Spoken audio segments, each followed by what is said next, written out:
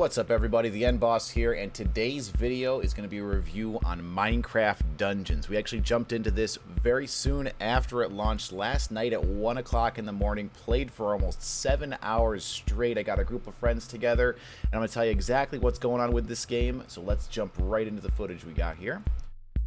So Minecraft Dungeons is a dungeon crawler experience, and what that means is that there is a lot of gameplay that derives things from Diablo, from Path of Exile, from Titan Quest, and all those other types of games. You have levels, which are randomly generated with, of course, several treasure chests for picking up loot. You've got lots of different enemies in between you and the exit, and your goal is to, of course, get through the level, fight the boss, collect the items, and get to the next one.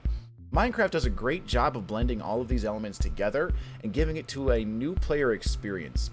One of the first things I noticed about this game is the amount of difficulty levels you can select.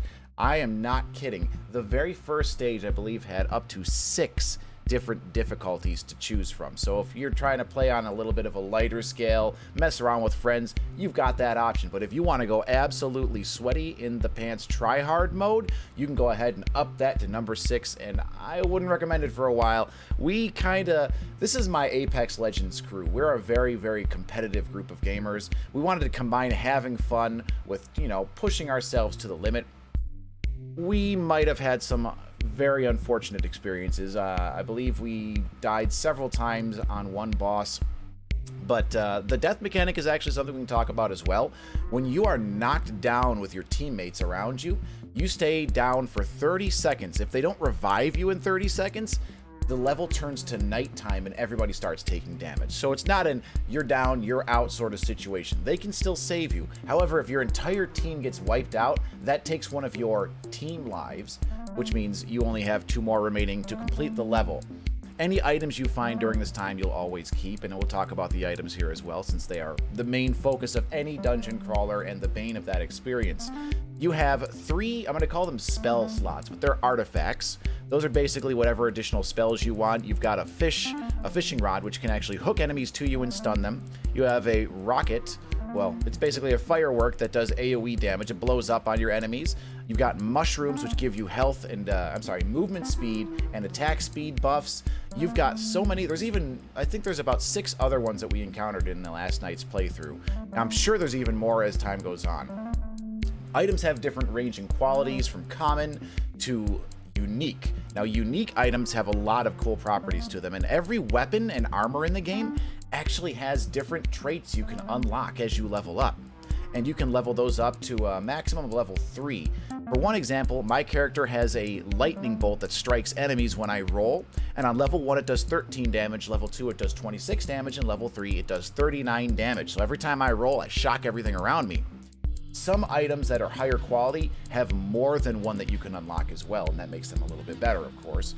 And that's one of the major drives of a dungeon crawler, is collecting all the best loot that you can find anywhere you can manage to find it, whether it's a treasure chest off your friend's corpse. I'm just kidding. You can't loot anything off of your friends. That's the big draw of these games, is when you're playing with friends. I used to play a lot of games like this with my friends, and it was if you spot the chest in the distance, you didn't call the chest out. You sprinted over there and tried to nab all the goodies for yourself. But in this game, when you open a chest, everybody gets their individual set of loot. You don't have to worry about it. Now, there is an exception to this, and that's a consumables chest, something like an instant use potion chest or a chest filled with arrows, and that will actually drop for everybody in your party. So you can pick up all of those, and they will hate you. I know from experience. Sometimes they even let me stay down a little bit longer than I'd like to be dead, but the game wasn't as easy when you ramped up the difficulty, but it was a lot of fun. Playing with friends is something I highly recommend in this experience, but as far as Minecraft Dungeons being a kind of well-made dungeon crawler, you can spend an infinite amount of time in here. Again, with the procedurally generated levels, there's boss fights, there's so many new items.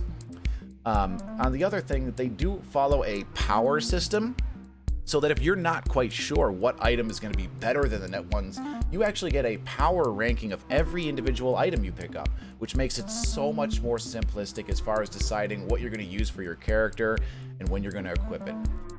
There's also different items, like you can see here, I'm carrying around a TNT on my head.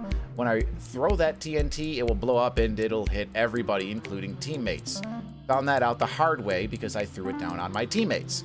Um, the game has several, I think it's about 8 or 9 different levels. Again, each level has 6 difficulties, and there's another level you can add to this.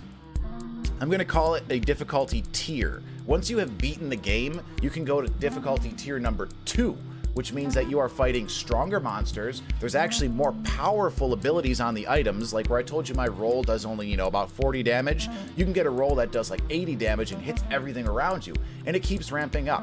We've only done 1 level on the tier 2 difficulty, which was pretty hectic. I have to say, Minecraft Dungeons does a lot to bring the dungeon crawler group back into a new group of players. There hasn't been a good dungeon crawler game in a very long time. People are kind of fiending for it. You either play the very difficult and tough to learn Path of Exile, or you don't play and you just kind of hang out on Diablo 3 waiting for Diablo 4. But this game is a lot of fun. I highly recommend you guys pick it up. If you don't already have it and you didn't, you know, you're kind of on the fence about it, I'll give you a little bit of tip here.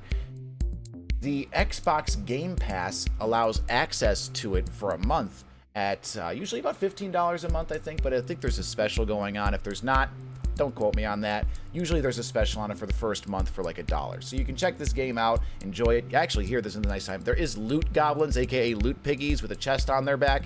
And as you can tell, if there's loot involved, I'm going for it. I ignore the Enderman boss just to sprint out there towards this little loot piggy. It's very important that you collect the good loot. And I think I got, no, it wasn't an upgrade. I remember getting a legendary bow from one of those loot pigs, and that was the greatest feeling ever. Not leaving my team in the dust, but, you know, getting legendary loot. That's why you play these games, right? Everybody loves loot. But if you like loot, you like playing with friends, I highly recommend you check this game out. Can't possibly be a waste of your time. It's really just an enjoyable experience. I hope you guys enjoyed this review. I am TheEndBoss, and stay safe. Don't forget to like, follow, and subscribe, and we will catch you guys later.